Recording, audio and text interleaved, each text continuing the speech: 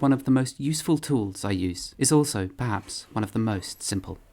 It's just a solid block of clay called a chuck, onto which I can slot cups over for trimming. I use it for shapes I have to trim dozens and dozens of, as when making repetitively, the pots can simply be slotted onto the chuck without the pot having to be pinned in place with any lumps of clay or slip. The chuck helps hold the vessel steady, whilst also making sure the rim of the pot is nice and round, as leather-hard clay is still slightly malleable, and if forced over a solid shape, the opening of the pot will take on whatever shape it's placed onto. This is useful, because as pots dry they can sometimes become slightly oval, so by trimming them on a chuck, it rounds the rim, but this is something I also do after the cup has had a handle attached. I'll place it back over the chuck, and I'll gently push it down, rounding the rim again, if the handling process had distorted it slightly. Chucks themselves are really easy to throw.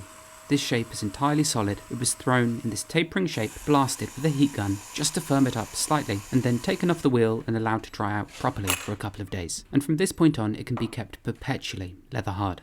In fact, the chuck you see here is more than 2 years old, and essentially every time I finish using it, it's taken off the wheel and simply dunked into a bucket of water.